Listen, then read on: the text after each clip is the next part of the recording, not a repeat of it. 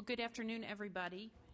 We're going to go ahead and get started because several of my colleagues were here on time, and we like to start on time. And I wanted to welcome all of you to the first hearing of the Assembly's Select Committee on Homelessness. I'm really thrilled to be chairing this committee, and even more thrilled to be working with those of you that I know are very passionate about this issue. And I know that we will have a number of other Assembly members coming in as they're able to get here. So you're going to notice a couple of other folks stop in. I really believe when you look at the committee formation, we bring a variety of experiences and successes that will make the product of our hearings positive ones. The theme for these hearings will be the road home. I want the hearings to be more of a dialogue between presenters and committee members. And as we go through this, we purposefully scheduled several really key things to set the stage. But at the very end, after presentations, it's my hope that we get through this, we have real dialogue, and members of the public who are here will have an opportunity to come up as well and make comments. But we're going to get through the presentations, the comments and questions from committee members, and then hopefully have time. We've scheduled it that way. I've already noticed in my short time that when you overschedule something for a hearing, you don't really get to have the dialogue that you need to have. So that's my intention. So everyone's questions and comments hopefully will be considered, responded to, answered. I'm going to let each of my colleagues speak and comment in a minute, but I started personally working on this issue more than 15 years ago as a locally in San Diego, first as a staff member to a city council member and then as a city council member. This is an issue that I'm passionate about, and as I've said before, it could be because I grew up in substandard housing in rural southwestern Virginia, moved to an urban area, and with that came actually an indoor plumbing, which was one of the greatest things that I even to this day appreciate. So I think I come at this from a passion, not because I think it is housing is something everyone should have the right to, but because it really is a quality of life issue. And so I'm passionate about it. I know that my colleagues and I have seen homelessness in our communities and our districts around the state, and our work has been focused on what we can do as local electeds on the ground. And I know that the experiences of my colleagues are going to lend to this process. I know it's going to be a difficult task. The state needs to play a very important role in this. And the goals of the committee when I asked Speaker Perez to let us form the Select Committee on Homelessness was to identify barriers and silos that exist in state government, and we know they do exist, to identify strategies for streamlining delivery systems, and to utilize best practices. And finally, although our current fiscal status is certainly one of crisis in our state, we must continue to focus on stable funding sources and ways to bring resources federally, state to bear to solve the problem of homelessness. And now I would ask if my colleagues who are here at the moment would like to make some opening comments. Good morning, good afternoon. As you know, or I hope you know, that I am from San Francisco, where, to put it mildly, homelessness is a very large hot button issue, so hot that it gets terrifically politicized, and therefore we have gridlock. Everyone has a solution, no one talks to each other. People are basically very, very fed up, and there's increasing violation of civil rights, of people who are on the street because people get so angry and overreact. People come up with a number of measures that take a lot of polemic and arguing back and forth. You have care not cash. You have sit lie on the sidewalks.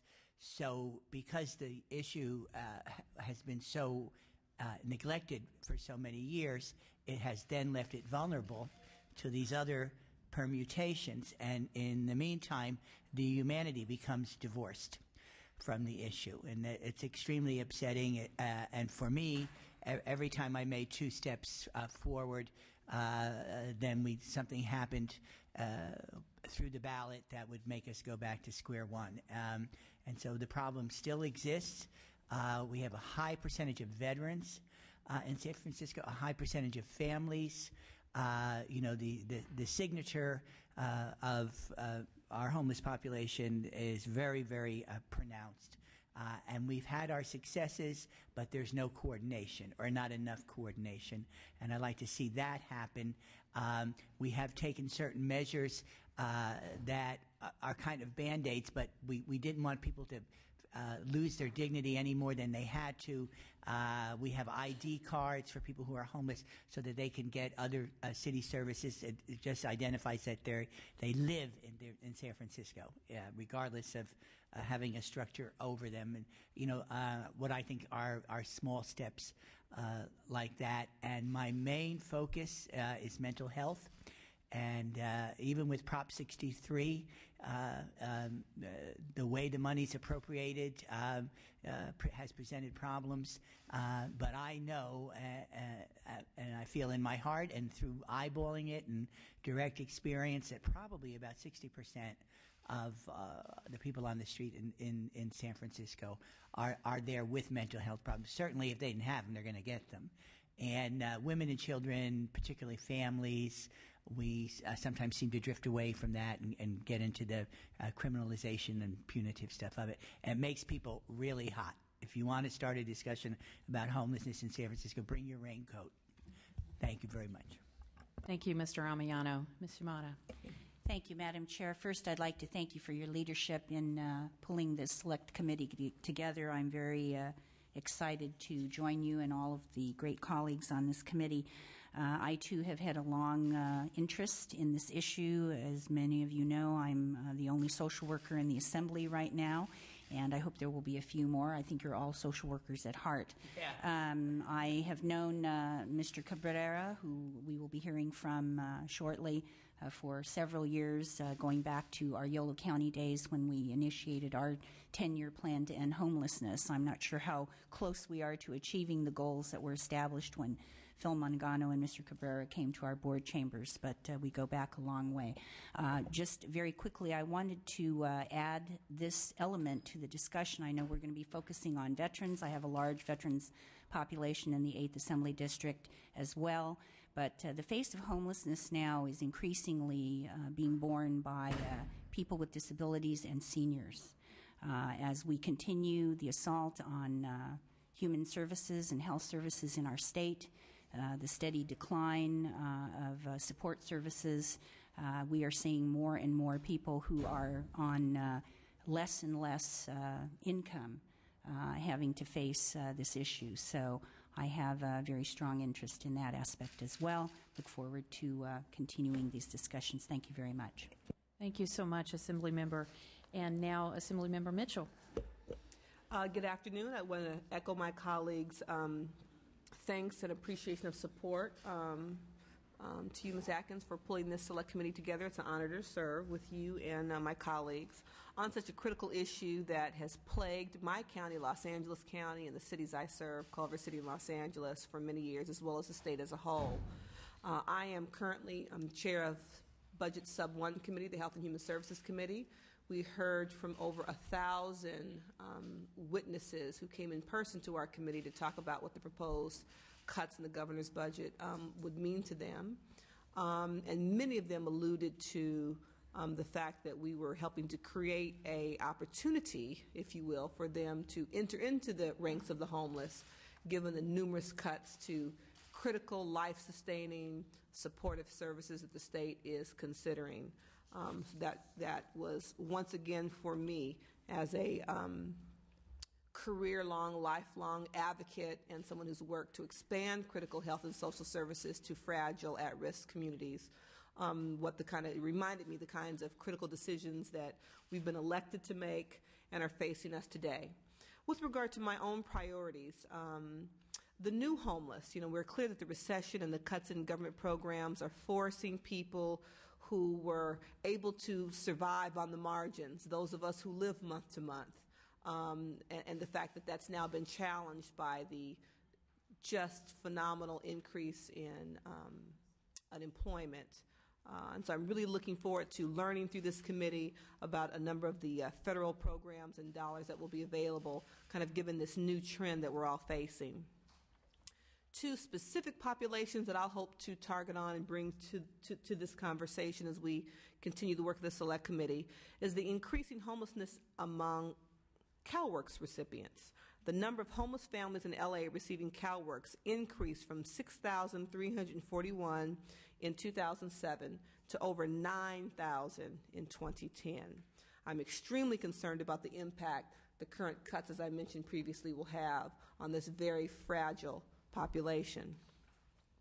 Another rather unique population I think that we often don't think about, I have the pleasure to represent UCLA in the 47th Assembly District, is homelessness among college students. There was an incredible article about a year ago and a story on NPR that's specifically focused on UCLA. And to have had the opportunity in recent months to sit down and talk to students.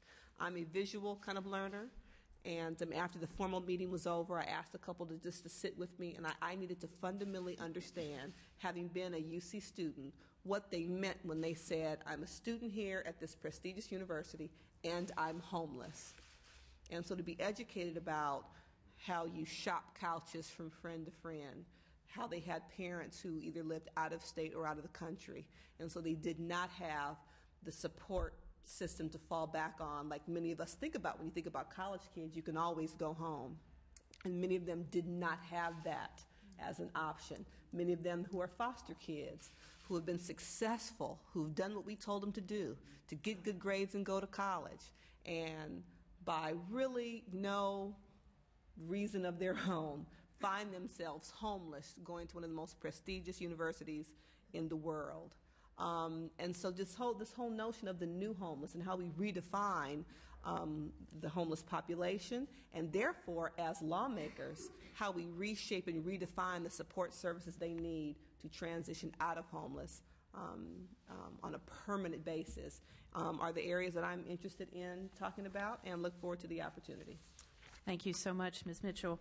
And I know that Assemblymember Fong was also going to try to stop by, but I just wanted, for the people who are here today, everyone wanted to serve on this committee. That's what I think is so really wonderful. I didn't have to go beg people, come join my select committee. So I really want to say thank you to those of you who are here. And in addition to the members here, Assemblymember Julia Brownlee, also from Los Angeles, Assemblymember Paul Cook from Riverside and San Bernardino County, Assemblymember Nathan Fletcher from San Diego, Mr. Fong, as I mentioned, Assemblymember Dr. Richard Pan from the Sacramento area, and Assemblymember Norma Torres from the Los Angeles and San Bernardino County area, also the chair of the Housing and Community Development Committee, are also members. And as you know, the way things work, Assembly members get to the meetings they absolutely can, and as we do other meetings, you will see people here. But those are our members, and it reflects the diversity of our state, the diversity of areas in the state, and I'm really pleased about that. So thank you all. If I may just jump in, I'd like to apologize now. Speaking of meetings, et cetera, and so forth, I will not be able to stay very long today, but I want to remain engaged and will be attending all the other meetings. I have no doubt that's true, and I'm glad you could make it for part of the discussion. Lots of women power. I like that. That's great. Let's see. So I'm going to introduce our first speaker, and this is relative to the federal plan. I'm pleased to have with us today someone from our United States Interagency Council on the Homeless here. They've been a tremendous resource to my staff and to the Select Committee already. I've had an opportunity, as have other members of this committee and here at the state, to meet with their executive director, Barbara Poppy, who is the executive director. I've met with Ed, also with another one of his colleagues, Jennifer Ho, who focuses on the health aspect of this, healthcare aspect, in terms of implementing a plan that would be effective to end homelessness. So we're lucky that Ed Cabrera is here today as the regional coordinator of the Interagency Council on Homelessness. He is working at the state and the local levels to collaborate resources and agencies to reduce and end homelessness. And as Ed begins, I think my staff is probably passing out copies of something I'm sure he wants to share with you. So I won't steal his thunder, but they're passing out a press release that I think he will hopefully share with us. That was exciting news to hear today. And with that, Ed, I will turn it over to you. Thank you, Chairwoman Atkins, and esteemed committee members and colleagues. Good afternoon. Madam Chair, it's always an honor to present before you, and certainly it was an honor yesterday when we shared a table at Housing California. Thank you once again for your leadership on ending homelessness in San Diego and at the state level now that you're here. It's also great to see you, Mariko, and thank you for your long-standing leadership. And being from San Francisco, I must say, Mr. Amiano, I appreciate your long-standing leadership to make sure we get to real housing and services in San Francisco. So thank you very much for your commitment. It's really a great honor to be here on behalf of the U.S. Interagency Council on Homelessness. I bring you greetings from Executive Director Barbara Poppy. The Interagency Council consists of 19 heads of federal agencies and is currently chaired by the President's Secretary of Labor, Hilda Solis. It's authorized by Congress to, in effect, coordinate the federal response to homelessness.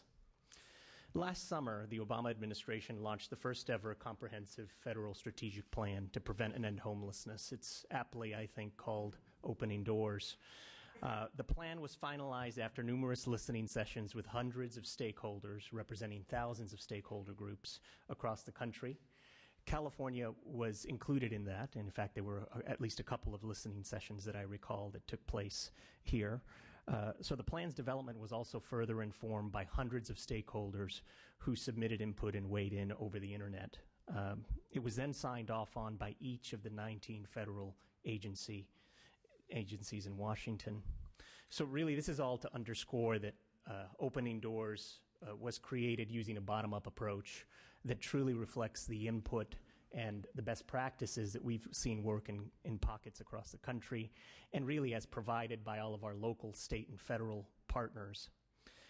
The plan is really the federal roadmap for joint action through the 19 member agencies, along with the local and state partners in the public and private sectors. It makes tangible a dramatic shift in federal policy on homelessness, one that moves away from the historically uncoordinated federal response, which only really utilized targeted homeless assistance programs, toward a policy that builds on what is effective in those targeted programs and shifts emphasis to the mainstream programs that are designed for people regardless of their housing status. These are programs such as Medicaid, temporary assistance to needy families, supplemental nutrition, and education, among others. Opening Doors is guided by 4 overarching goals, the first of which is to finish the job of ending chronic homelessness by 2015. The second is to prevent and end homelessness among veterans by 2015. The third is to prevent and end homelessness for families, youth, and children by 2020. And in that goal, Ms. Mitchell, I believe the populations you referenced are covered in that, with ultimately, of course, the fourth goal being to set a path to end all forms of homelessness in our country. I've provided you with a summary information on the plan, an overview along with specific pieces related to each subpopulation. The full plan is also available for all to view at usich.gov. To give you a statewide lay of the land, however, I did also provide copies of a one-page set of graphs. The top chart shows results of community enumerations conducted during a point in time across the state in 2007 and 2009. The bottom chart is the state's housing inventory. Our partners at HUD mandate that all of its grantees on the issue conduct and report this homeless and housing count data to receive funding regularly. Later this year, we'll be able to update this with 2011 data, which is, I think, critical given the work of the committee for your use. And if I may just briefly point out a few things on this set of charts. You notice on the homeless data, each set of bars represents a different profile of the problem, from individuals, families, chronic, veterans, and youth. You can see that for the most part, the trajectory is going in the right direction over time. From 2007 to 2008 to 2009, we're seeing decreases. Nonetheless, if you look at the totals, we have our work cut out for us, as certainly we are number one in the country when it comes to sheer numbers of homeless folks. So there's a lot more work to do. And also it's important to note that the reason these youth figures are relatively so low is that communities across the board are still building their capacity to enumerate youth more effectively, and actually some communities are starting to do separate youth-oriented counts to get at more accurate figures for our homeless youth. On the bottom chart, you have the housing inventory as reported by communities. And again, as you'll notice, the trajectory is going in the right direction, up. It is, again, categorized by type of housing. The first segment of the chart shows emergency shelter, followed by transitional housing. Then you have permanent supportive housing, and then the totals. Certainly, if you look at the totals, you see that there is a huge gap between the nearly 89,000 units, beds available and in the state, and the number of homeless folks. So it tells you a sense of where we need to go to really get to ending homelessness in California. So again, I will make sure that this becomes updated once we have across-the-board data for 2011 for you to reference. I'm also very happy to share with you today an announcement that was made earlier by our HUD Secretary, Sean Donovan. He announced about $37 million in new investments in local projects throughout California. These are funds that will go to 81 new programs that have never received HUD homeless funds in the past, and are in addition to the $227 million HUD awarded in January to renew funding to already existing I think it's about 800 homeless housing and service programs across the state. So new money is coming in. You should all have a copy of the HUD news release that the chairwoman referenced.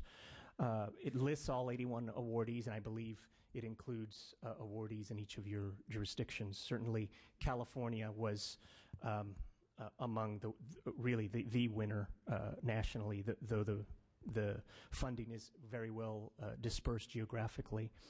And if you look at that list of state awards, you'll notice that just about every region in the state, also in urban and rural communities, received resources.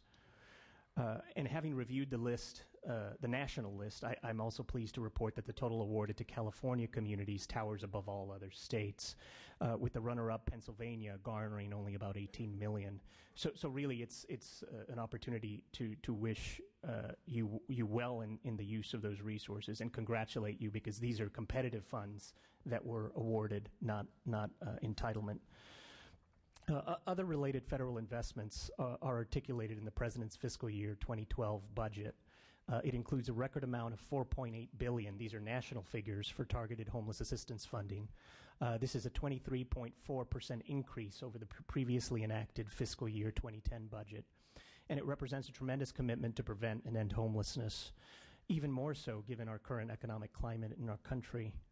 So it goes without saying that the Obama administration is putting our resources where our rhetoric is on this issue, and we're really eager to partner with you to get to outcomes in California. So with a comprehensive federal plan now in place and new resources invested, the question and really the ask I have is how can the state of California best position itself to take advantage of this and on behalf of homeless people in the state? And clearly the state has a tremendous opportunity to take advantage of here.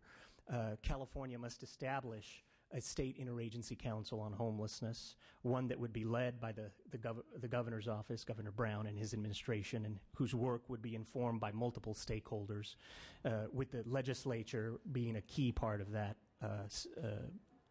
a coalition, really aimed at achieving the same level of unprecedented interagency collaboration that we have now in Washington, with regard to ending chronic, veterans, family, and all other forms of homelessness.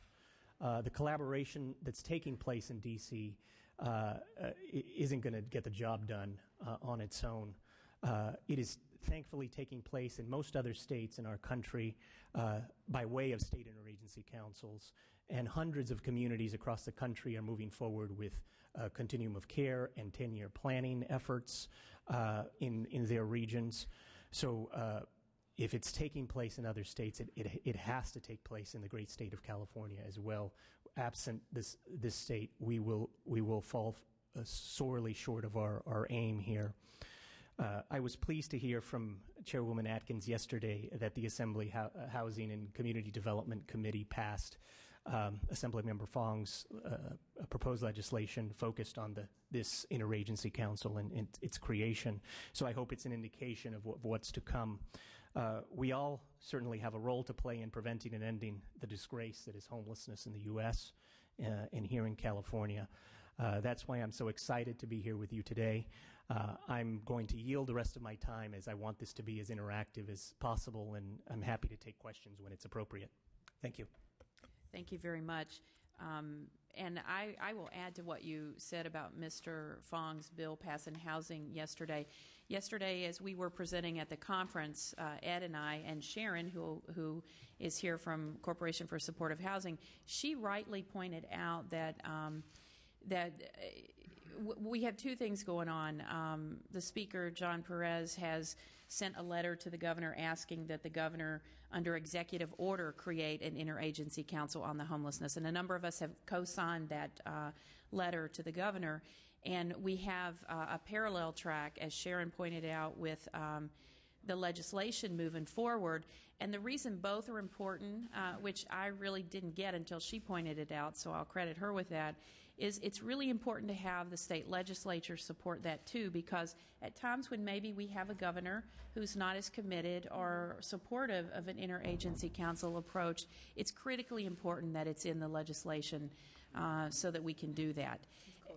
It's codified in statute. So I think that's important, and I will see if my colleagues have comments or questions of Mr. Cabrera. Ms. Mitchell, and then I know. Mr. Yamiano, I know you're leaving. Please go ahead. Okay, actually, it's more of a comment. Yes, I know you reside in San Francisco, so you see it every day, and I think that's important because sometimes there's the distance between the policymakers and what it's really like. So I think that the collaboration is essential, and I'm impatient, and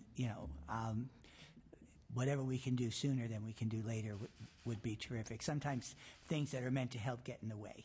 You know how that is. So anyway, just a general comment, but thank you so much. Ms. Mitchell. Speaking of being close to it, Mr. Amiano, when the governor was mayor of Oakland, I was going into Oakland, I think from here, to a meeting, and I took the train, then I took BART. Yeah. And I got off the BART station right there, right downtown Oakland by all the city buildings, and there was a homeless gentleman on the bicycle chastising the mayor.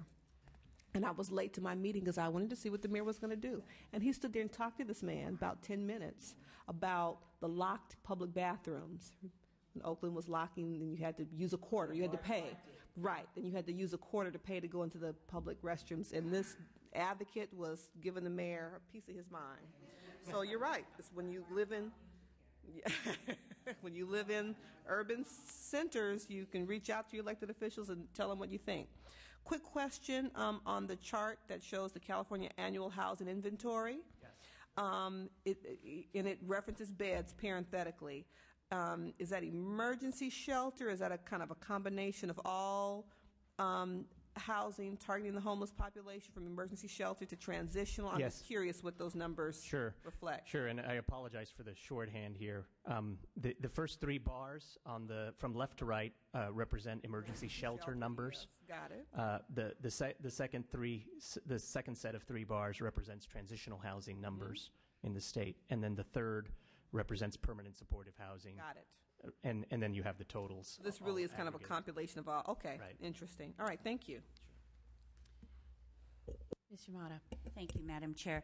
Mr. Cabrera, I wanted to ask a little bit about some of the ways in which we are continuing to account for homelessness, that is statistically, because I know I've been out, and I'm sure you have as well, on the, I guess, the biennial homeless census. Is that still pretty much how we are approaching counting the actual number of homeless in America? And the reason I mention that is that I believe it was this morning or yesterday morning, I thought I read an article that said that homelessness was down.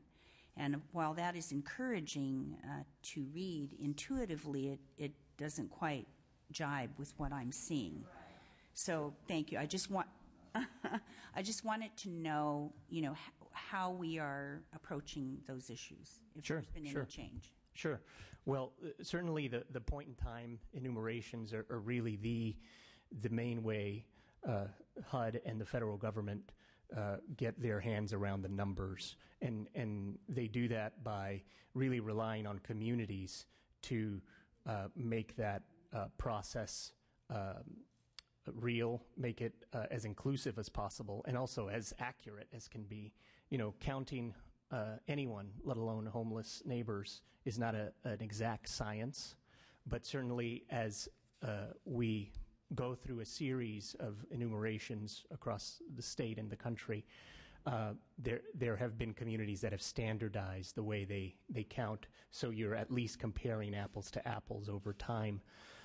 Also, by virtue of the collaboration that's happening in Washington, we're seeing other agencies starting to use these figures so that and starting to share data so that we're all dealing with the same numbers when we're trying to address the issue on the ground. With that said, I think you're right. I think there have been a lot of conflicting reports in a lot of communities. Some increases, which are bad news, others decreases. I think what's important to note is that often what's reported may only reflect a portion of what's really happening. Like, say, here in Sacramento, for instance, they, in fact, this week reported a 50% reduction over the last 2 years in their chronic population, which is actually consistent with what we've seen across the country. Chronically homeless numbers have, at worst, remained steady, but in most cases continued to decline in communities. But the flip side of that is that an enormous amount of communities have started seeing upticks in homelessness amongst families and the newly homeless, as you mentioned, Ms. Mitchell, that really are challenging communities to adjust their responses to deal with also prevention, which is a key part of the federal strategy. And just a quick follow-up question. I know, we can't be all things to all people, but the issues that I'm hoping to raise further as this dialogue continues about older adults being homeless, perhaps it may not have been as much of an issue because one would assume that being out on the streets you might not reach an older age. But I'm looking at that somewhat like the newly homeless, the populations that Ms. Mitchell's raising issues about, that with the Alzheimer's population, with just, again, people who are struggling or who have maybe lost their life savings because of the mortgage meltdown and all of that. Is there a sense, is that dialogue, and I'm just looking through the opening doors, the report, I don't see any particular reference to older adults. Is there any discussion about that you sense is coming forward? And I only raise that because 10,000 people a day are turning 65 in our country, and in about 4 years I will join. I'll be 61 this year, so in about 3 years I will be one of the 65-year-olds. And I just wonder if you could comment on that. Sure. No, and certainly that is a population that's of key importance, particularly when you're dealing with ending both chronic and veterans homelessness, as those populations nationally tend to be older. And certainly when you're talking about prevention of homelessness, those that are on the cusp of losing housing and are really at the edge, living really hand to mouth, tend to be elderly and folks that are not as connected to services. So one of the ways that this administration is focusing on that population is to really emphasize the importance of using the opportunity that comes through health reform to make sure that we're getting at this issue of preventing these folks from falling into homelessness. And by that, really pushing the point home down to even the provider level that while pursuing targeted homelessness resources are key, they're relatively very, very small resources when compared to much bigger pots of mainstream benefits that should be more accessible to homeless folks. So I think through health reform, as that rolls out, we will see that we will be the goal of ending both chronic veterans homelessness and even families will be much more within reach as those mainstream benefit resources become more available for use for homeless housing and services. Thank you. And to that point, I think it came up yesterday in the conference as well, also from Corporation for Supportive Housing, as they presented on that opportunity.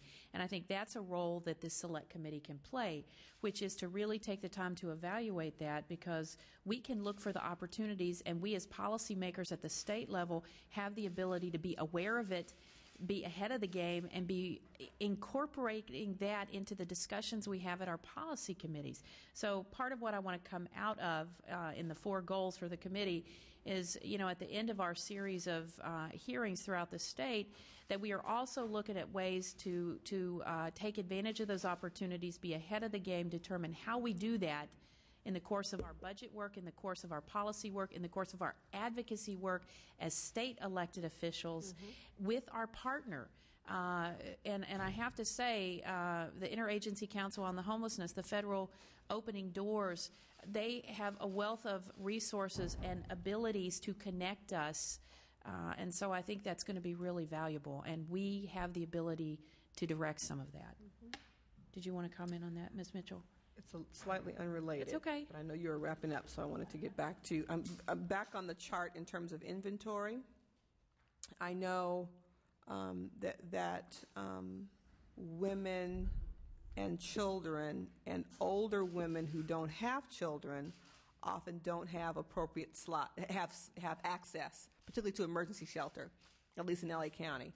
And so I was wondering if at some point for the committee, if you could break down the inventory for us, because I'd be really interested in emergency shelter options for women, children, and older single women. Sure, we can. I know that's been a ongoing challenge for LA County.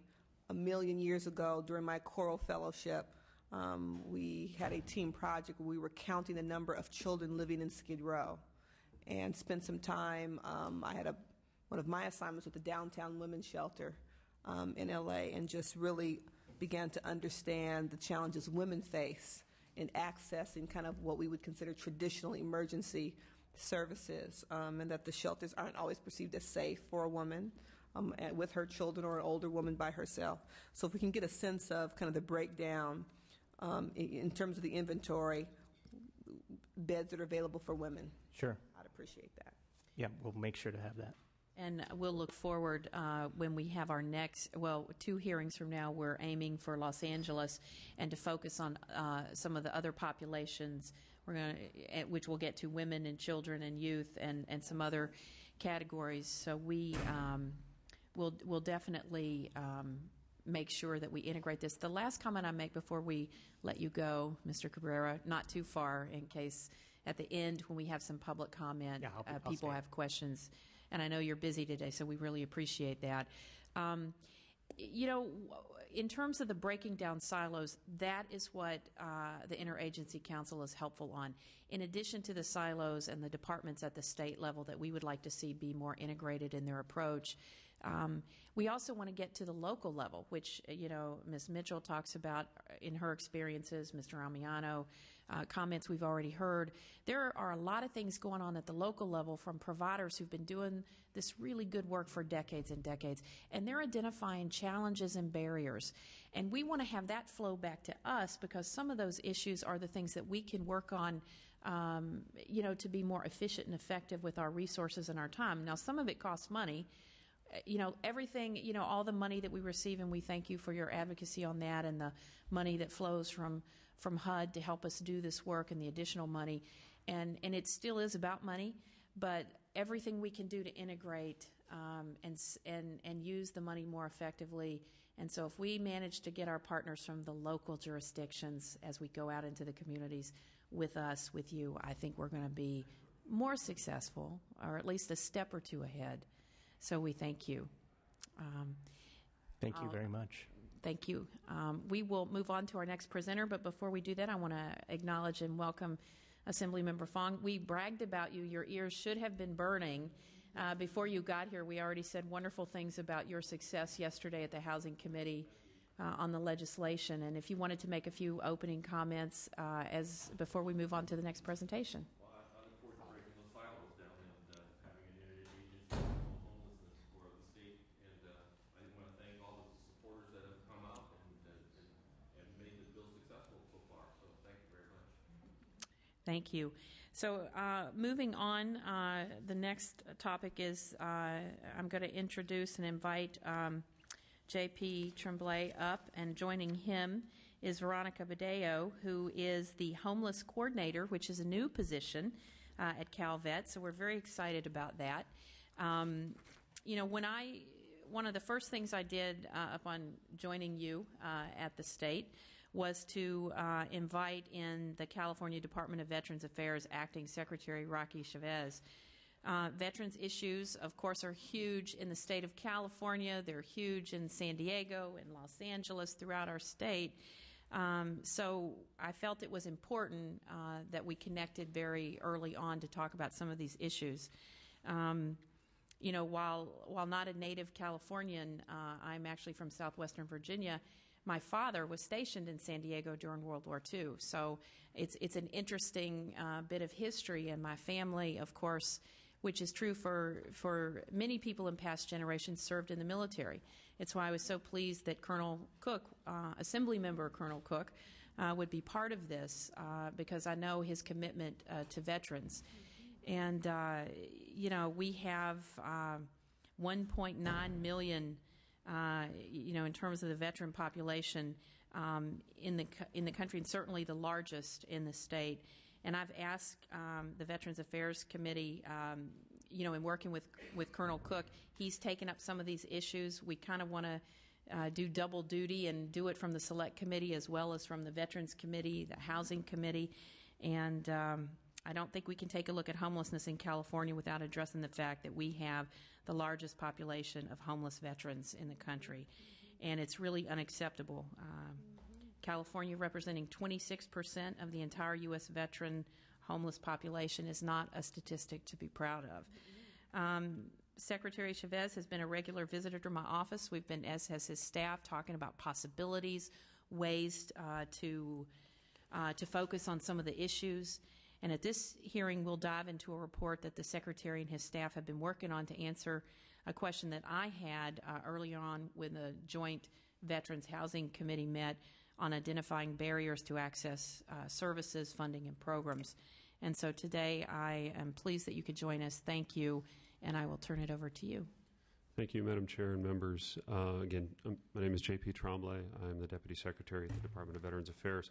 And first off, I want to thank you for the opportunity for highlighting the issue of veterans in this issue.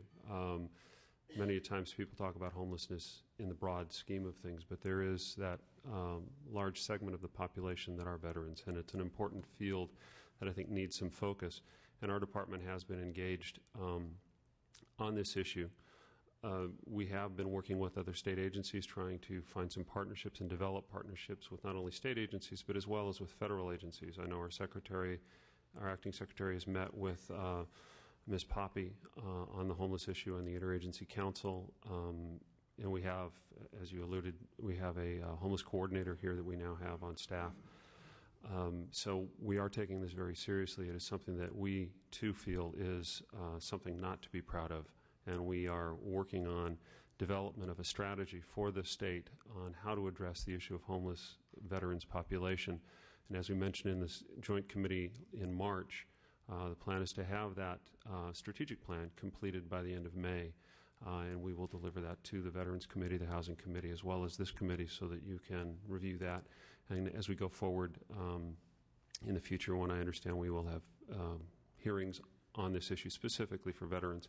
I'd like to just take a moment, if I could, to frame the veteran population for the committee, and then I'll turn it over to Veronica and let her talk a little bit about the homeless population and some of the things that we have and some statistics. But as you noted, California's veteran population is 1.9 million veterans. It is the largest population for any state in the Union. We get about 30,000 right now returning to California every year.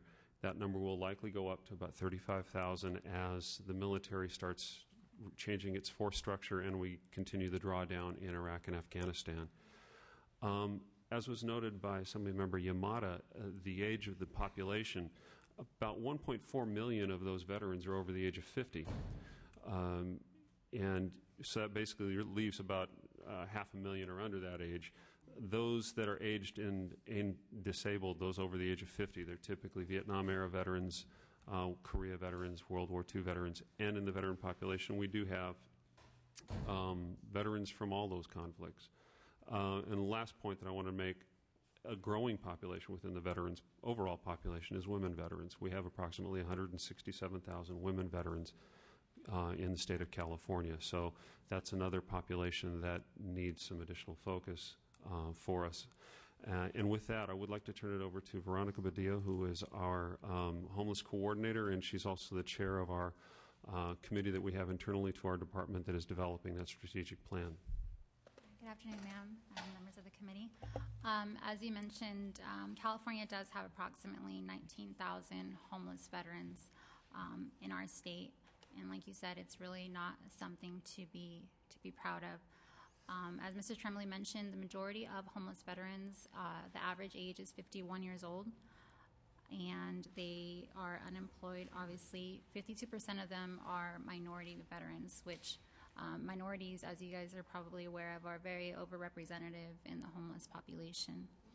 There is an increasing amount of female homeless veterans, especially the newer returning veterans who, for an array of reasons, after they come back from deployment, either, their family structure goes down, they lose their jobs if they're National Guard or Reserve members, and when they come back, they have a very difficult time finding jobs or even having that family support to keep them going.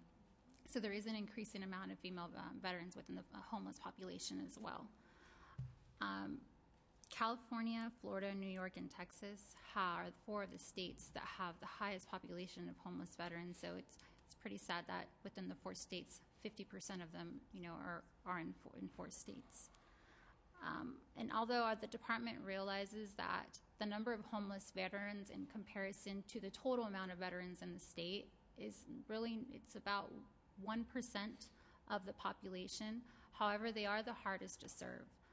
A lot of veterans do not identify themselves as veterans, oftentimes because when they go to social services or any of their general state services, they are oftentimes turned away because they go to a service and they'll tell them that, well, you have the VA, you can go to the VA.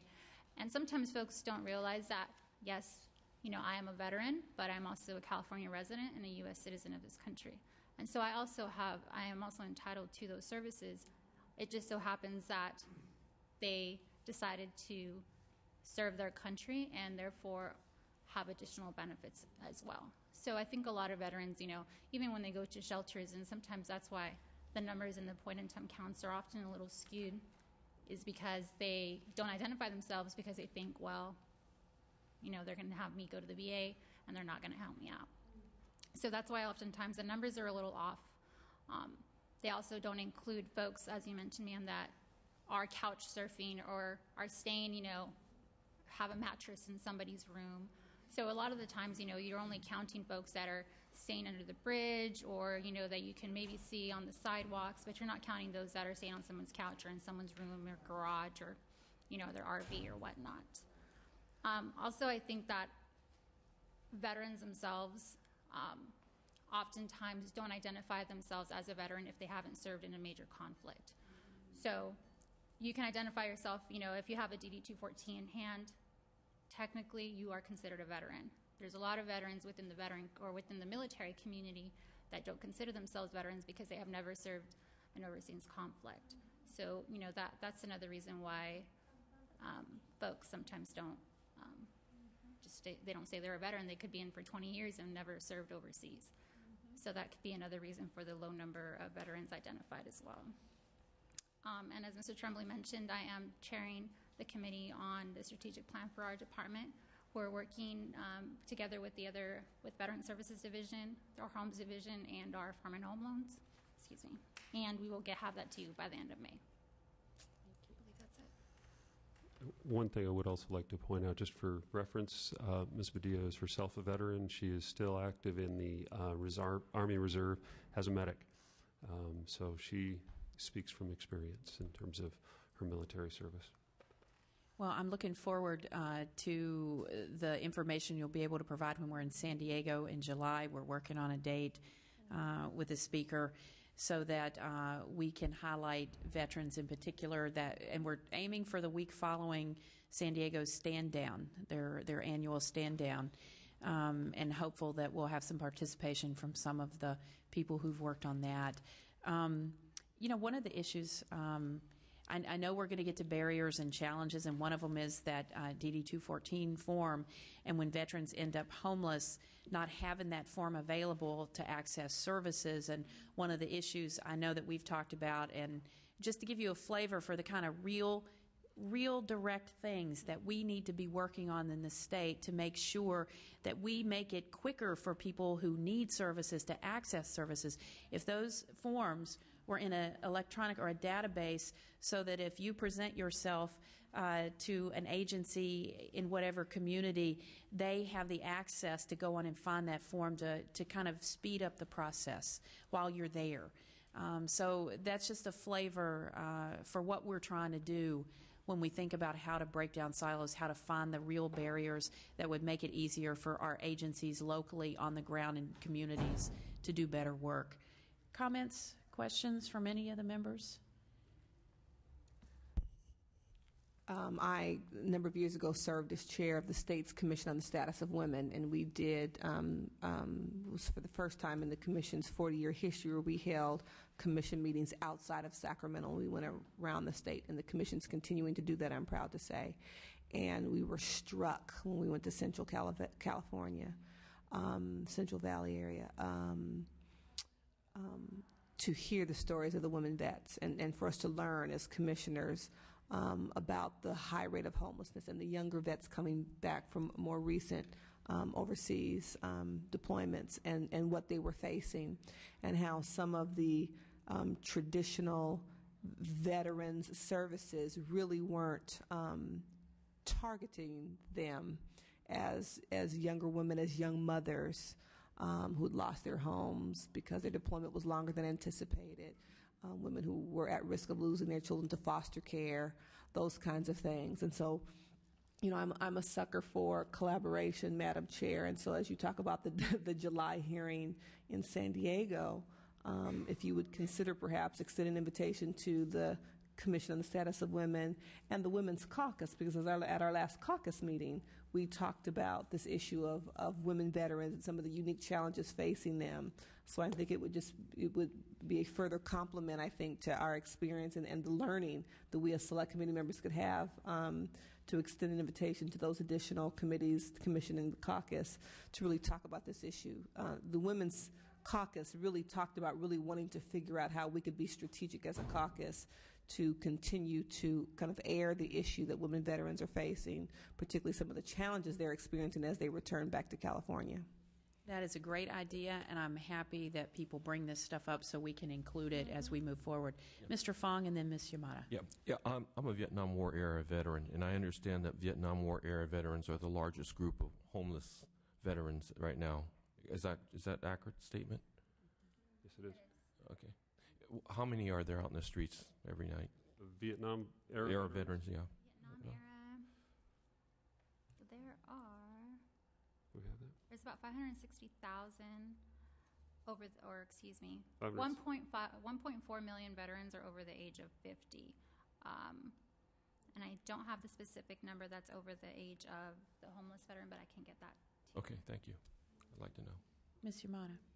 Yes, thank you, Madam Chair. I just wanted to also add the element regarding women veterans. We know that the unfortunate statistic of MST, military sexual trauma, is another element in this discussion. And actually, it happens to men as well. They're not as willing to discuss it. But, as we go forward in addressing sort of the constellation of services that are going to be needed to help all of our veterans reestablish, reintegrate, and feel safe, I think we're going to have to get all of that out on the table as well. So, thank you. Just a comment. Madam Chair, if I may just add one point. On the women veterans issue and in the issue of collaboration, one of the things that I do want to highlight, our department has been partnering with several nonprofit homeless providers throughout the state. We've recently signed some memorandums of understanding with New Direction down in West Los Angeles, PATH, which is People Assisting the Homeless in Los Angeles, Interfaith down in San Diego, and I don't recall the name of the group in Fresno.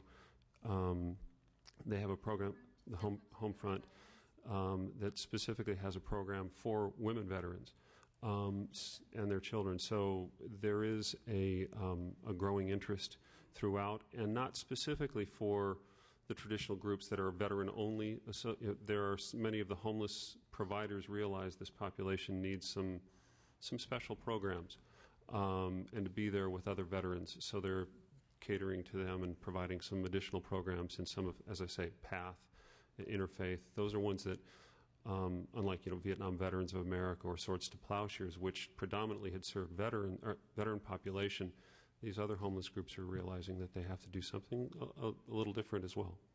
So I think it's a good trend. Thank you. Thank you both for being here today to help set the stage, and we'll look forward to hearing more from you in July. And thank you very much for giving us the opportunity to help and participate. Thank you. We're going to turn to a couple of state programs, and I'm going to introduce and bring up Julie Spezia. Yesterday, and I want to thank her for being here because she's in the middle of putting on their huge conference, thankfully in Sacramento over at the Convention Center. So it was my honor yesterday to present her and Housing California a resolution which all of you on this committee agreed to sign, and we really appreciate that, recognizing their work and all that they do and continue to do for affordable housing, and certainly the campaign to end homelessness. Housing California has created programs to address homelessness policy, coordinating land use reform efforts to increase the supply of affordable homes in communities throughout California. I know 15 years ago when I started working on housing issues and was introduced to Housing California, ever since they've just been a tremendous resource, and their advocacy is really one of a kind. We're glad that Housing California has signed on as a partner with this committee, and I'm even more pleased that Julie is here today. I'm sorry, I'm so informal. I'm used to working at the local level. We're not quite so formal at the local level, but just really pleased that they have stepped forward to partner with us and that she stepped away from the conference. And I just want to add a note. We really wanted to recognize her yesterday because she's getting ready to step away from Housing California and go follow another dream, a personal dream. And I just wanted to, publicly acknowledge her work and welcome her here today. Well, thank you very much. Thanks for the recognition. I really am excited that you all are here as a select committee because we work with you individually, but there's a synergy that comes together, and especially that you've made it bipartisan, and it's very encouraging. I think that we're on the cusp of a whole lot of developments.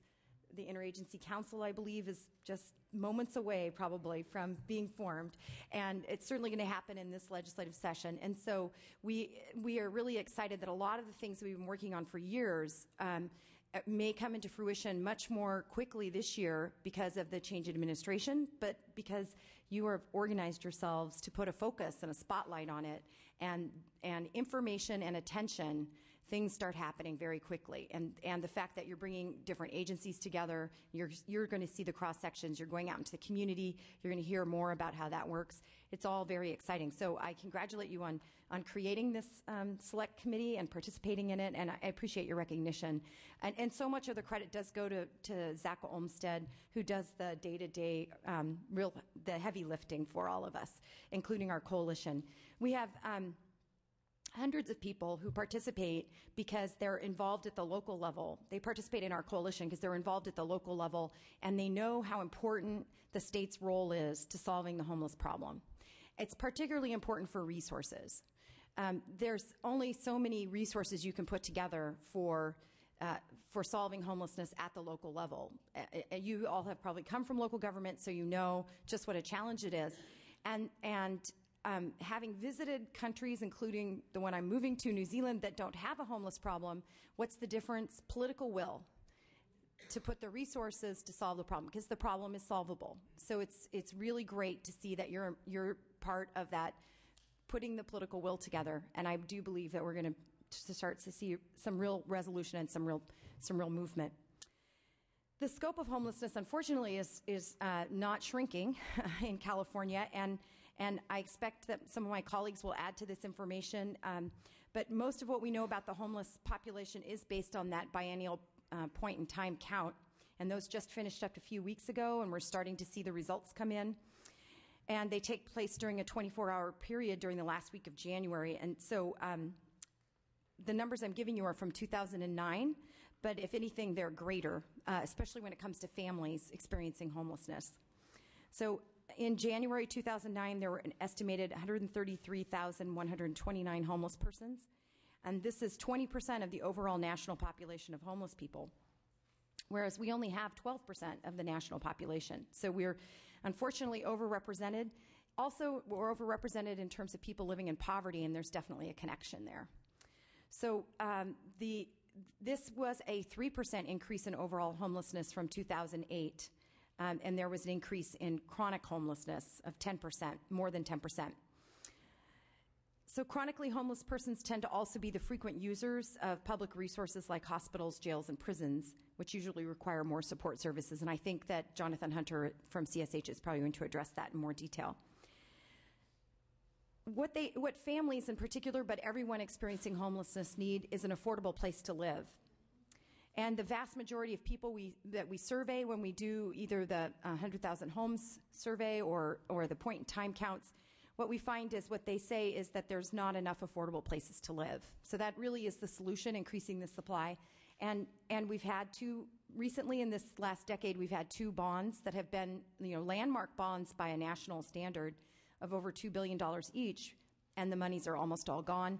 And we do need a replacement for it, and we do need to find the political will to dedicate a source of funding that would make the year in and year out an investment in increasing the supply of homes that are affordable, and particularly that are targeted to the population we know most vulnerable for homelessness. So we're working on with a coalition, a broad coalition of organizations to figure out what that campaign will look like, and we look forward to working with you in the legislature on that permanent source of funding and getting it established.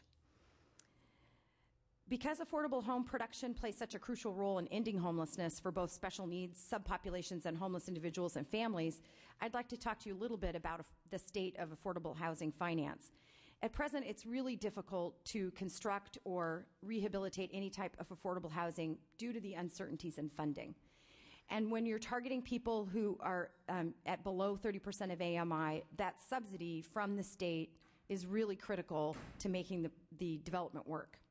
The state hasn't invested, as I mentioned, in the two propositions, and that's primarily in the form of the multifamily housing program -- supportive housing program and the emergency housing assistance program capital development. And unfortunately, those programs that were funded by Prop 1C are essentially depleted, and then the governor, because of the issues over the budget and the bonding capacity, he has frozen the NOFAs or suspended the NOFAs to spend the rest of the money. So one thing that you can all do is urge the governor to lift that suspension they're actually still doing NOFAs for transportation and for some of the other programs that were funded by the ones, the propositions of the one series. And so we're not exactly sure why housing is being called out and treated in a different way. So helping them understand that they need to keep that money flowing and build as many homes, especially they provide jobs, but more importantly, they fill a really critical need. And HCD-funded programs accomplish this by really filling a gap in the affordable housing market or in the housing market that just can't be filled without that subsidy. And another uncertain area of financing is the potential elimination through the redevelopment agency's elimination. And I know that it's a tough issue because we're really looking at severe cuts, and I know that that the 80% especially is something that was like, it would be nice if we could afford it, but the 20% set aside for low and moderate housing is really critical. That $1 billion is irreplaceable, especially in this current political climate. And so we really would ask you to work with us to seek a solution that would allow us to keep those funds from the property tax going towards low and moderate income housing. Federal challenges also exist, and that's, the debates over deficit reduction have become really intense. And I'm sure our first speaker explained to you some of the cuts that are happening, and we work with the National Low Income Housing Coalition to try to prevent those cuts. But it's just grimmer and grimmer news, it seems like, with the exception of this wonderful announcement today of the additional dollars for homelessness coming to California. But when you look at what's happening to home and CDBG, those are programs that all of your continua of care are using. There's lots of programs, lots of localities that are using those funds to build homes that really target the population most at risk of homelessness or who are currently homeless. And then two programs that we expect to be reduced or eliminated, Section 202, which provides senior housing, and Section 811, which does the same for people with disabilities. So these are people, in particular, who are very vulnerable for becoming homeless if these programs don't continue.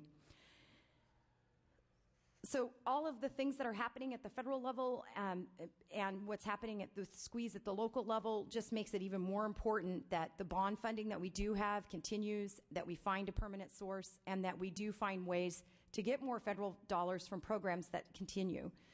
And I do think that the Interagency Council and the work you're doing is going to make it more possible for California to access those federal funds, and that's very important. So some things that could be done to improve outcomes. Despite the economic realities, developers of affordable and supportive developments are still moving forward, and they are still building. So when it comes to preventing and ending homelessness, there are many other activities besides development that government can undertake that are really critical. In fact, we forget that many of these activities are in fact best practices. Some of these things help people from becoming homeless, and I point out that rent control is often overlooked, but there are over 900,000 units statewide for rent control, and in Los Angeles, 600 of those 600,000 are in Los Angeles, and we see rent control under attack all the time. And it really needs to be protected, because if we lose those units, then we are in a bigger hole. So that's a really important piece that we often forget. The same thing with our Section 8 vouchers, maintaining the level of support for those vouchers, because that's another, I think we were looking at during the Bush administration, we would be filling 4 Rose Bowls with people who have vouchers. So if you imagine if we lost a significant number of those, how quickly we would have some real crises in our communities. And we know the Homeless Prevention and Rapid Rehousing Program that was funded under ARA really worked in the communities that really took it to heart and focused on it. And we really are anxious to see that program continue, that momentum continue, and that the funding be maintained in some way. There's other ways to prevent homelessness because a lot of these things have to do with the affordability of the rental market. So one of the best ways we can do that in tight budget debates, besides protecting rent control, is expanding inclusionary zoning. And that's one of the things, mixed income zoning or inclusionary zoning, that's one of the things that redevelopment requires. So when we eliminate redevelopment, we also eliminate the requirement that as they redevelop a neighborhood, that they have to replace that housing and that they have to have inclusionary housing. And we really do want to see an expansion of inclusionary, especially as we look at the SB 375 and we're going to do all this transit-oriented development. The transit doesn't work unless there's a lot of affordability.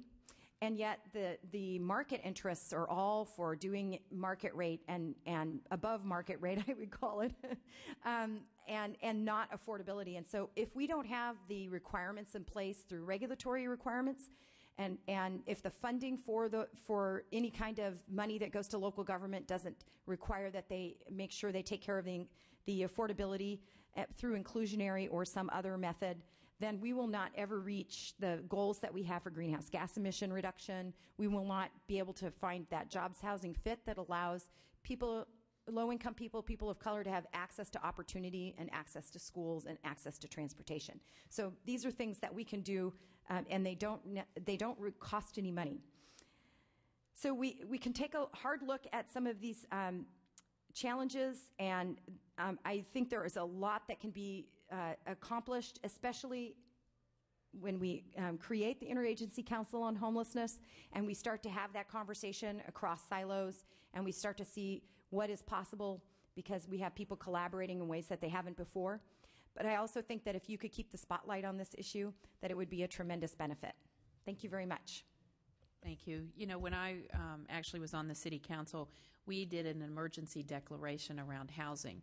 And, you know, there were people who said, what does that mean? That's not really anything. Well, every 2 weeks, because of when you declare an emergency of state of housing or whatever, you're required to bring it up as part of your council docket locally every 2 weeks and reinitiate that emergency declaration.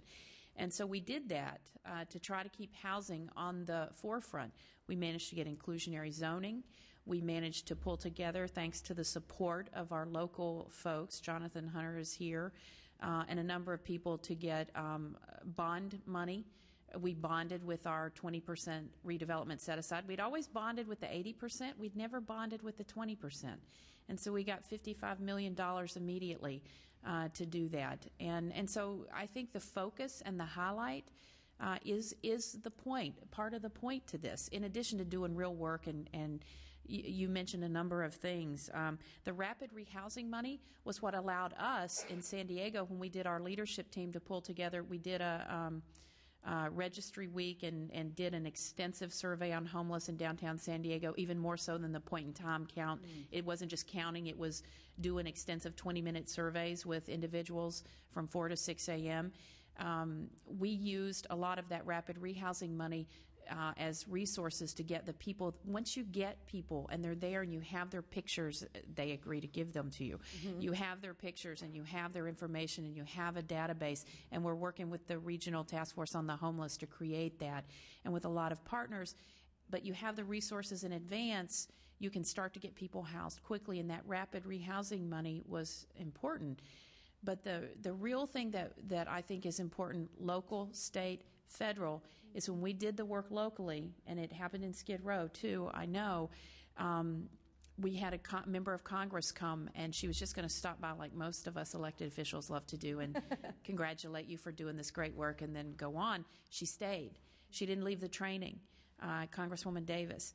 And then she had not intended to do this. She came out the next morning at 4 a.m. and surveyed people for 4 hours.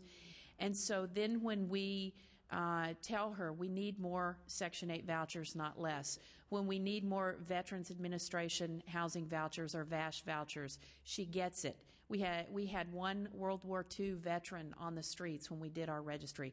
That's just, I mean, it made most of us cry to think that a World War II veteran was living on the streets. There were a number, I mean, many Vietnam veterans, but to have someone from World War II living on the streets just made us all emotional. So when we call our Congresswoman and we say, we need these vouchers, it's how the pieces begin to come together. It's why we need those programs. And so I just think there's all kinds of ways to make this be effective. And it isn't always about money. A lot of it is. But those are the kinds of relationships you build that make the difference. When it's not just on paper, it's a real person that the Congresswoman talked to. And Assemblymember Fletcher also, we pulled him out, and he came out for 4 hours, and he's on the select committee. And so much, he was so impressed, and also as a veteran, he was so impressed because he ended up talking to a number of veterans from, there was several from the Korean War, and then a lot of Vietnam vets. He volunteered then to do the point in time count in January after having been through that. And when I asked him to, if he'd be interested in this, he came forward and said absolutely. So it's about the real stories and face to face. So all your points are really well taken. Comments or questions for Ms. Visa? Mr. Fong. Well, thank you very much for the presentation. As an affordable housing developer from Silicon Valley, I appreciate everything you said, and the affordable housing component of the RDAs will be kept intact. We're working on that right now. Excellent. Good point. You're not going to increase it from 20%, though, right? That's what I'd like to do. Let's make Yes. it. Let's We'd make be it. with you on Let's that. make it 50. If I may, I just wanted to certainly thank you for your presentation, and I think New Zealand's gain is going to be our loss, but that sounds very exciting. Again, this is more of a comment, but it just strikes me that. We have all of these foreclosed properties that are empty and all these homeless people. What a tragedy it is that we can't find some way, to work with the industry, the banking and lending industry, to kind of match this up. But do you have any sense, as you are moving on to a new adventure in your life, about, whether or not we are ever going to get the political will to do exactly what you say? Because I think we all know what we'd like to see, but what is your view of that as you head off to this new adventure? Well, our board of directors has talked a lot about the way that the political debate has changed from sort of a mishmash of issues and kind of hot button issues to a real fundamental question of what is the role of government. And I'm really cribbing off of Jonathan Hunter here, because he always reminds us of that really that's the core question. And as you go through the budget debate, it's really what is the role of government, and how should we do this? Yes, but also how can we maybe do things more effectively? So it's a two-parter, right? It's like what the affordability, but also the effectiveness, and how can government maybe do that more effectively? And I think with homelessness, we have an interesting point in time in that we actually really do have a lot of experience. Like you've mentioned your personal experience, but also we have some well-documented case studies of what works. So we do know that we can actually move people permanently from being chronically homeless to successfully housed and living, productive lives. And then at the same time, we have a much better idea through the rapid rehousing program of how we can prevent homelessness and how we can rapidly move people through so that they don't get stuck in shelters, in the shelter system, just because of the way that it's dysfunctional now, because we have so many chronically homeless still living on the streets, but also because the shelter system is, maybe needs to be brought up to date. So with all of that, we know what needs to be done, and I'm beginning to see a real bipartisan coalescence around the fact that we need to solve this. This is a core responsibility of government. And more people, when we have focus groups, they still don't understand the housing crisis in terms of the market rate, what's happening with foreclosures, but they are ashamed that we live in such a rich country and yet we have such a serious homeless problem, and they want to do something about it. So I think that in the past, I worked with someone who's very wise as a political consultant. He was a state senator for years and years, and he always said, "Oh, homelessness, that's a loser for politicians because you can never solve it." Well, that's not true anymore. Now you guys are showing it's a winning issue to be on the side of, because it is solvable. And I do think the resources are there. What it is finding a way to get the resources to work together. Veterans Affairs has a lot of resources. Corrections has a lot of resources. There's a lot of organizations that have a lot of resources. Education should be at the table, because they have a real impact. I worked with a principal of a school doing a dialogue around homelessness, And he brought his whole community together because he didn't have data to back it up, but his experience was that if one of his students experienced homelessness, they had no chance of graduation. And he's being judged on his graduation rate. So he has to care about homelessness. Now, we haven't gotten the CTA's attention yet, but with your help, we can. That this is really an education issue as well, and it's a health issue, we know. So these are all resources that can be brought to bear. And so I think the resources are there. It is definitely a critical role of government, and it's definitely something that everyone, no matter what your political persuasion, you want to solve it because you don't feel good about living in a country that has so many people that are homeless, and especially children. So I do think that it's doable. Other comments, questions from committee members? Thank you so much. Thank you for the opportunity. Congratulations on a successful conference. Thanks. With that, I'm going to bring up our next and final presenter, and this is the Corporation for Supportive Housing and Jonathan Hunter. Jonathan, I don't know if you're coming up by yourself or you're bringing your sidekick or two, but at any rate, come on up. One of the models for success that I'm a firm believer in is housing first. In the last 10 years, the voters, as you've heard, have approved millions to be spent on getting housing first options out there in our communities. We've mentioned the Prop 1C funds. Our next presenter is someone who's had the role of ensuring that good projects are actually being built. And Jonathan Hunter is the managing director of the Western Region for Corporation for Supportive Housing. His resume is representative of his commitment, I think, to helping people, and we're really pleased to have him here today. We also yesterday acknowledged Corporation for Supportive Housing, and this select committee gave a resolution to them in appreciation for the work that they've done to actually not only get housing built, but best practices is something that we get from Corporation for Supportive Housing. And with that, I will say welcome, Mr. Hunter. Thank you. Good afternoon. I can't tell you how delighted I am to be here. The fact that this committee has come together and that you all have volunteered, in essence, for this special assignment is part of what gives us real hope for the future of addressing homelessness in California. And I just thank you so much for paying attention to this issue.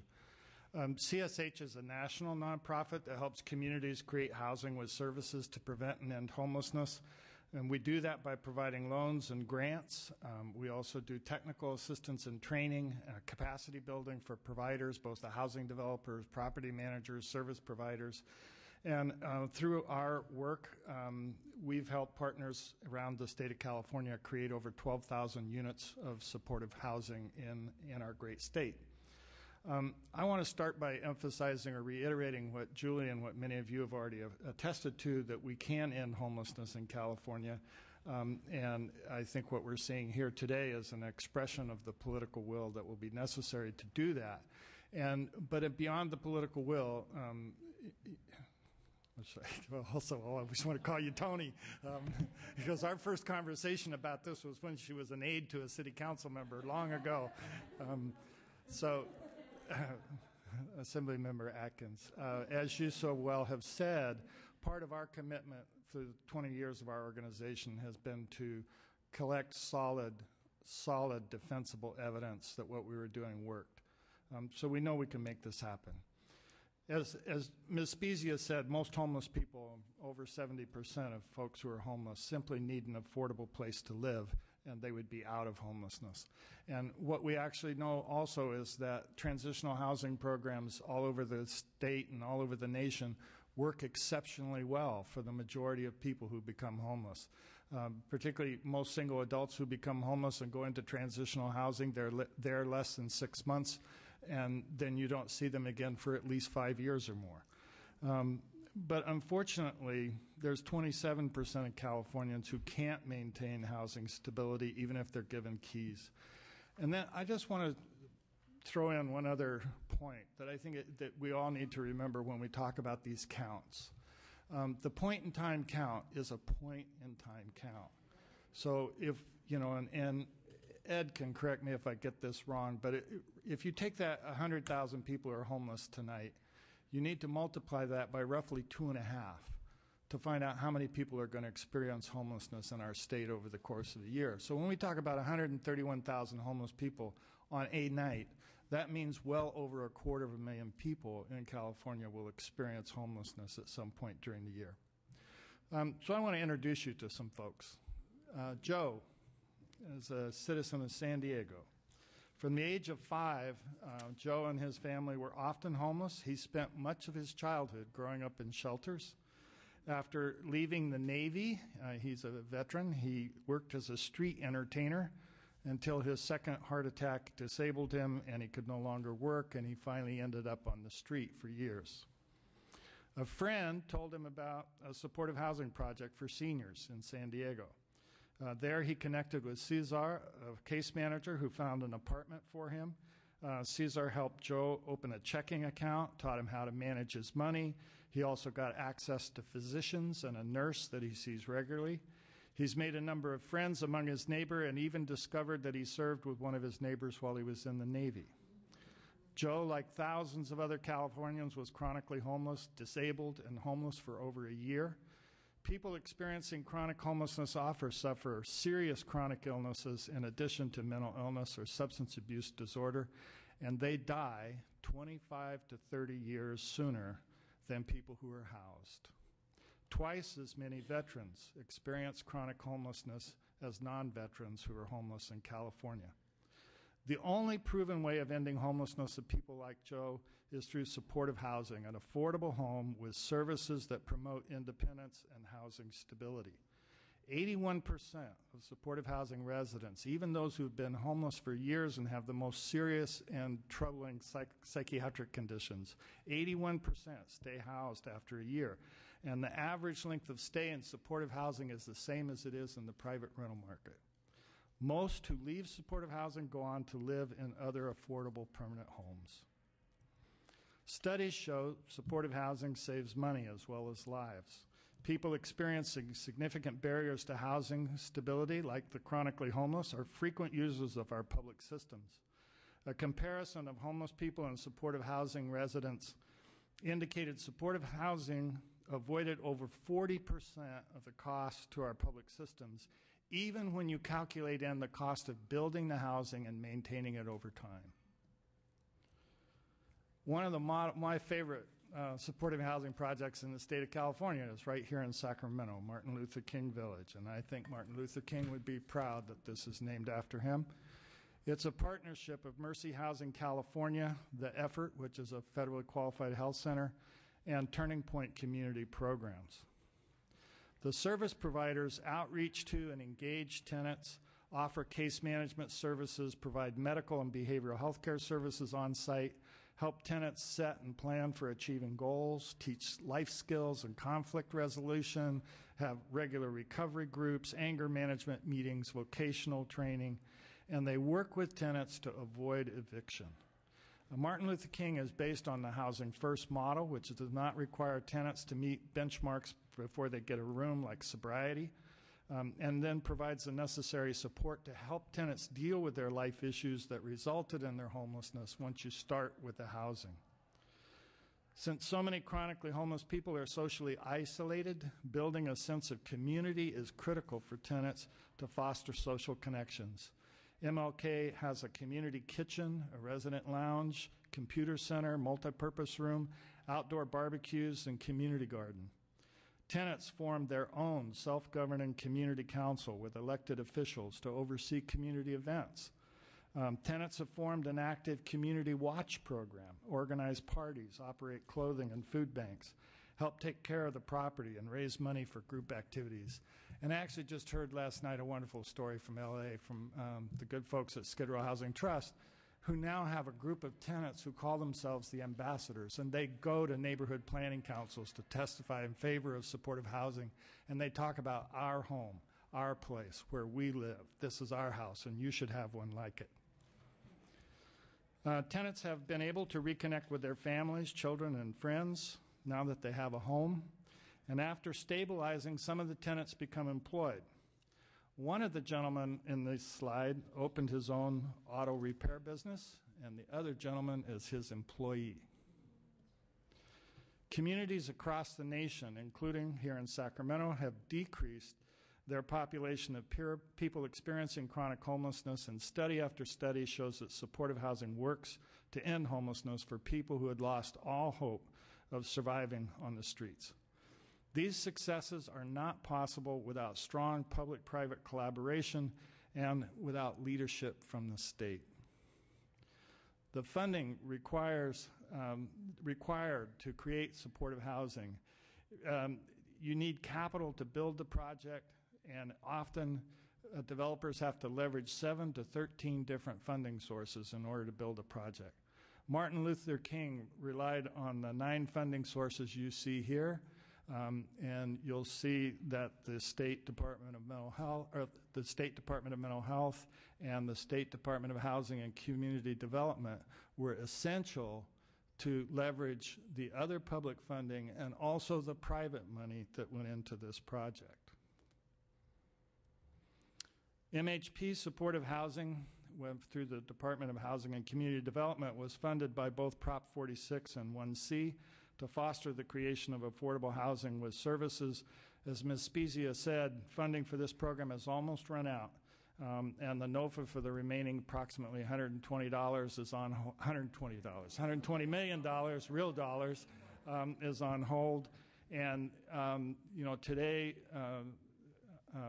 Ms. Cresswell announced that the Loan and Grants Committee cleared the existing money that was in hand to move 17 projects forward that are going to create thousands of new units of housing.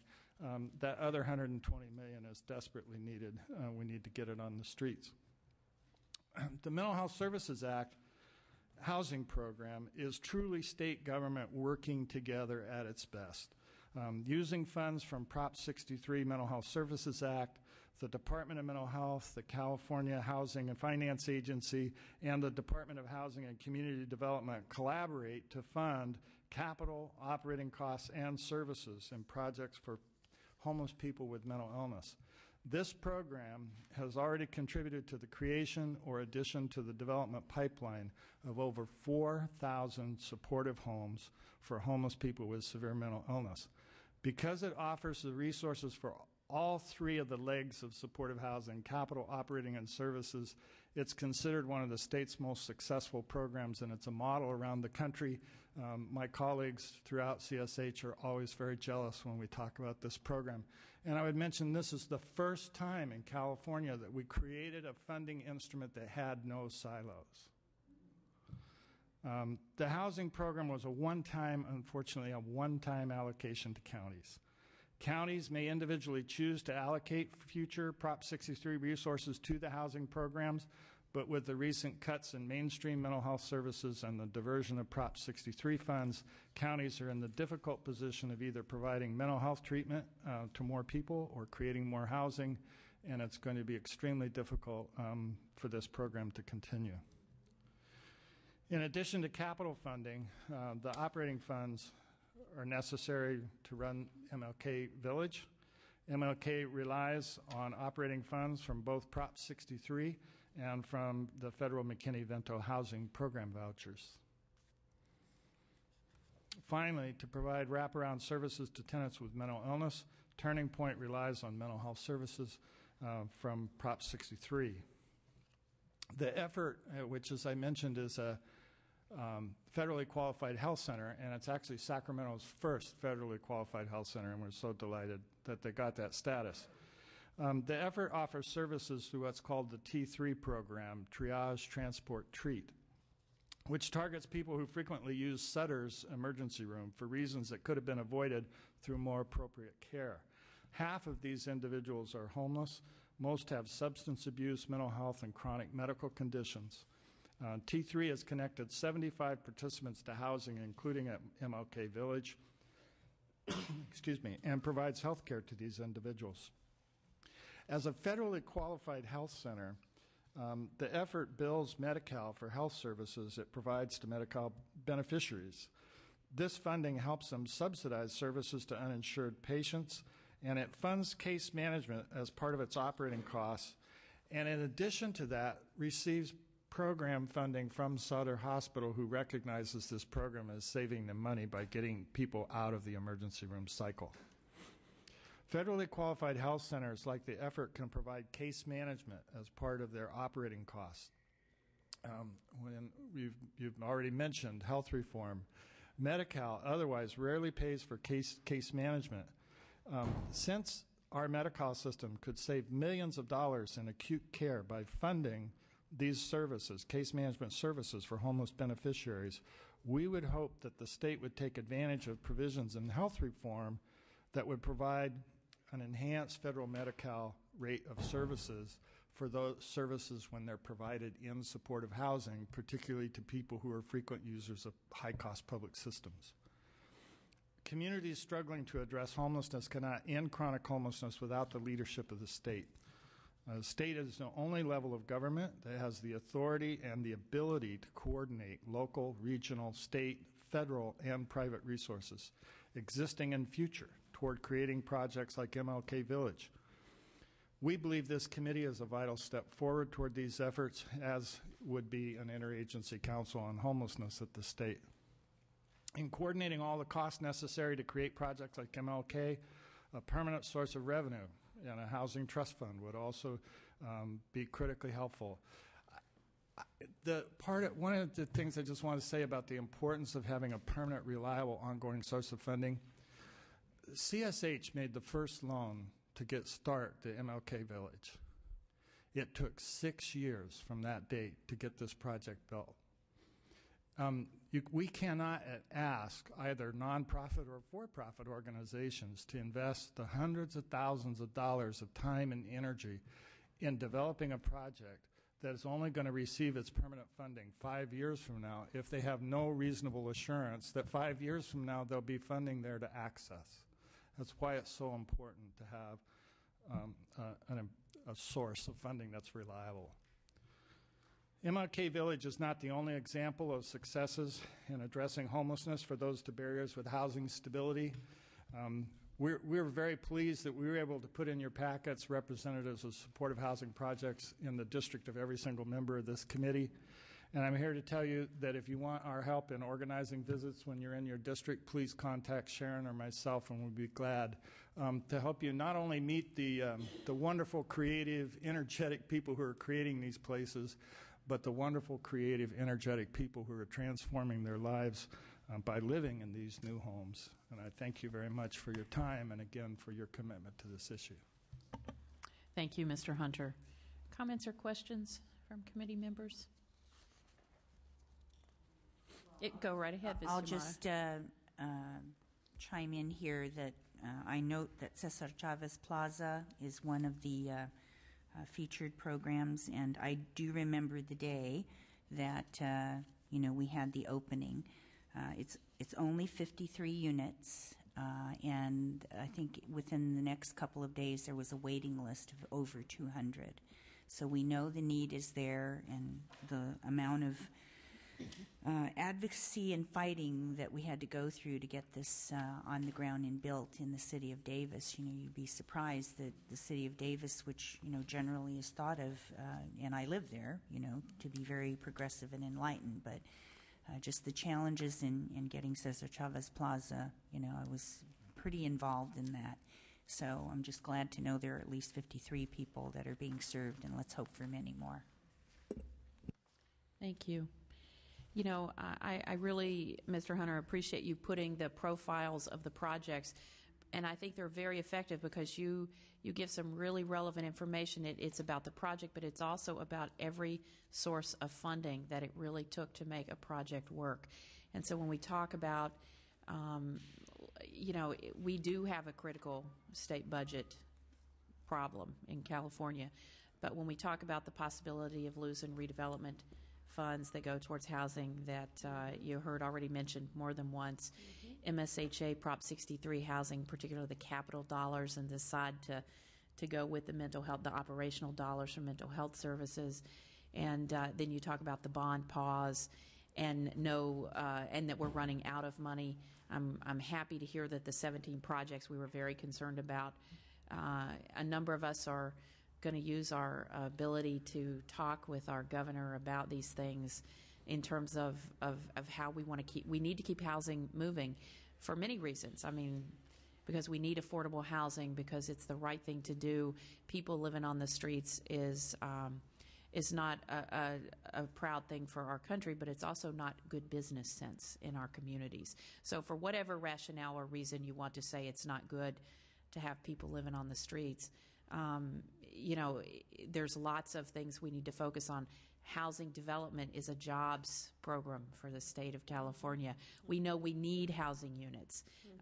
The population of our state is estimated to grow by 2030 to 50 million people. I might have misspoken, but that's a lot of people, and so housing is critical to us for many reasons, and we're really lucky we have partners like you. One of the other things I want to do as we proceed along through this is to, and I'd ask, and we'll start to put it together, the pieces of legislation that are moving forward that have an impact on this issue, because it isn't just about housing, as we've talked. It's about education. That was a really incredible point that you made. Health, we know health, education, job training, and access to jobs, access to education, access to other types of services. So I would like us to be mindful of the legislation that we are working towards. I have a piece of legislation related to federally qualified health centers, and the fact that that we heard at Health, that if those federally qualified health centers have to pay the same rate for lab costs, they were given an exception because they're federally qualified, because they serve the poorest of the poor, those uninsured, that if those lab costs go up, it's going to add $40 to $50 million to the cost of medical services for the clinics that are providing the medical home for the people on the streets. So my point in mentioning that is more that there are so many things we can do, so many different ways we can affect this issue, because there's so many components to it. It is a lot about housing, but it's about other pieces. So I want to try to make sure that we're collecting the legislation that affects this from every angle and every way, so that we are able to say what we're trying to do to solve the problem. And of course, the big one is the permanent source, which I know we've talked about for years in every community, and we need to be working on the next Prop 1C, Prop 46, and look for opportunities. And what we're doing here today can't help but lend to that. Ms. Yamada? Just one other comment. This goes back a little bit to the 10-year plan, that we all talked about and many communities throughout the nation signed up for. But the business community certainly should have a very vested interest in this, because this is a Chamber of Commerce issue, not one that I'm normally associated with. But when we hear business leaders complain about the homeless and just shooing them away, I mean, a little bit of that was touched upon by Assemblymember Amiano, but I hope we will certainly engage some of the corporate partnerships that probably should be at the table as well. Actually, one of the great examples of that has just occurred in Los Angeles, where the Los Angeles Chamber of Commerce collaborated with the United Way and created a business leaders task force to look at the problem of homelessness. And that task force just published a 5-year plan to end chronic and veteran homelessness in Los Angeles. And they really took the time to do the research to figure out what the problems were, what the solutions are, and to put forward a credible plan for not necessarily new money, but using the money we're currently spending to no good purpose, using it more effectively. And then now the business community is actively working to lobby in Washington for better resources, to lobby county and city leaders. And it has given a real surge of energy to the efforts that when the LA Chamber of Commerce stepped up and owned that issue. And that's becoming a more common approach throughout large cities. New York City, when they took on the Times Square, the Common Ground group took on Times Square, it was the business community that stepped forward with the seed money to do it before they convinced the elected officials and the political leaders that it was the right thing to do, and they virtually eliminated homelessness in Times Square. And in Los Angeles, That was the approach. In San Diego, our business improvement district in downtown, the Downtown Partnership, was the entity that really brought the people to the table, the county, the city, the others. And so I think we're going to see that's a model that becomes, and we need to push it, and I think it's a good thing. Finishing comments for Mr. Hunter, questions for him? What we're going to do, we as you know, we left enough time for us to have real dialogue, and I hope you appreciate that, because I think it's really important. We're probably going to take about the next 10 to 15 minutes and hear from people here who may want to go on the record and make comments. Mr. Hunter, you can stay right there, because our public people may have comments or questions. And Mr. Cabrera, if you want to move back up, Ms. Spezia, and then our veterans folks who are flanking our rear quite well. If you don't mind, I am a little less formal. If you want to come up and sit up here, so that if there are people who have questions or comments, you're already up here close at hand. We didn't quite have enough chairs up here.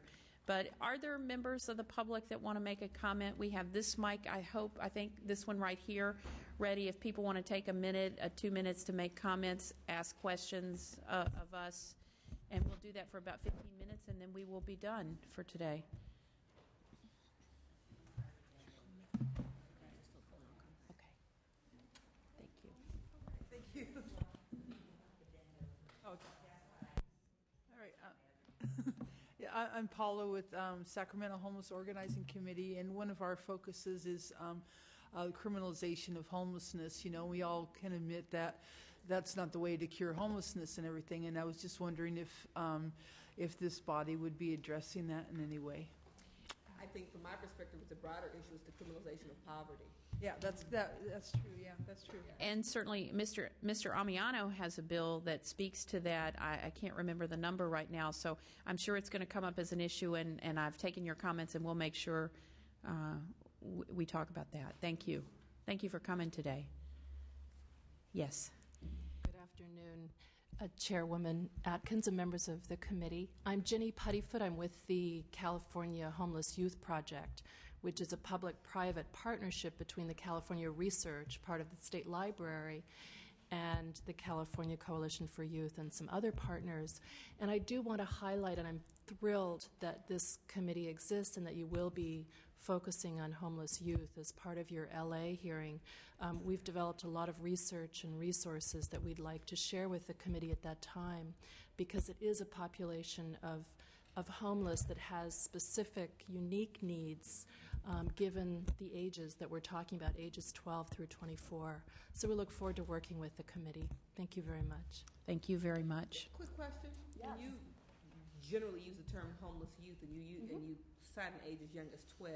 Are you capturing children who are homeless with their parents, or youth who are homeless on their own? Our project focuses specifically on unaccompanied homeless youth, and exactly. So they're as young as 12. We're also looking at youth who are not just in shelters or on the street, but also are couch surfing. We use a broad definition that looks at unstable, unsafe housing.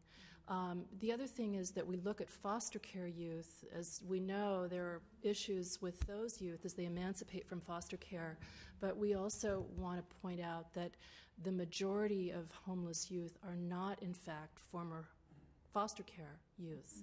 They should have been possibly captured, or not captured, but touched by the child welfare services system, but were not. And so there's a real inequity between those youth who can get access to services for emancipated foster care youth and those who really have not even those resources. Exactly. So.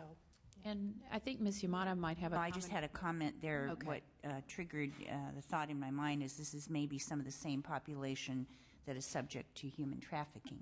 Absolutely. So, it dovetails into that area as well. And actually, I'll be talking with your consultants, but there is a bill on the Senate side, SB 123 by Senator Liu, that is called the California Runaway, Homeless, and Exploited Youth Act that would address issues of human trafficking in this population of youth as well as homelessness. Thank you very much. Yes, ma'am. do it without. I don't think I need it.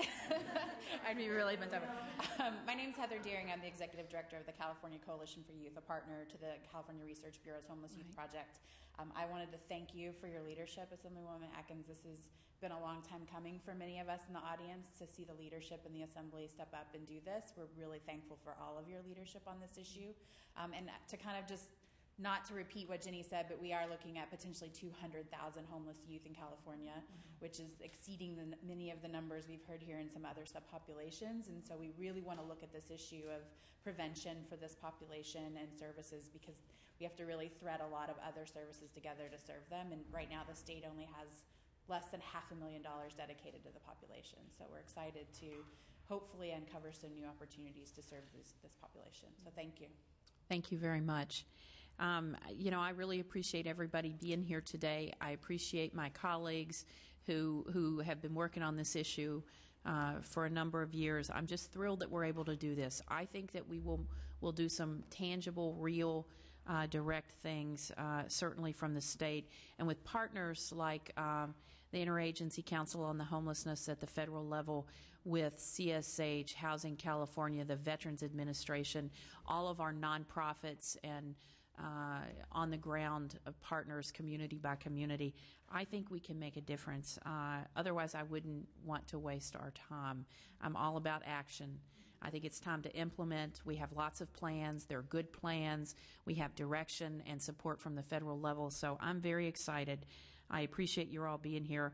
Our next hearing is tentatively scheduled to be, as I said, in San Diego on July 20th.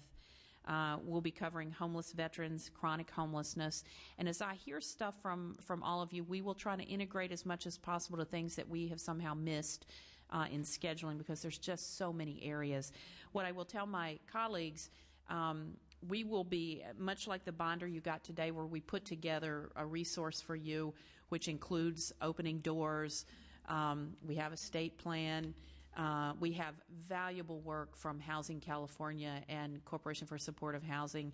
We have the work from the veterans that will be coming online, stuff that they've already prepared for us. So we're going to make sure you get all of that, and we will make sure that you get it more than one day in advance, a few days in advance, so if you want to read it, but it'll be there as a resource because there's a lot to share. There's a lot of positive, good things to share, and we will make sure that you get that.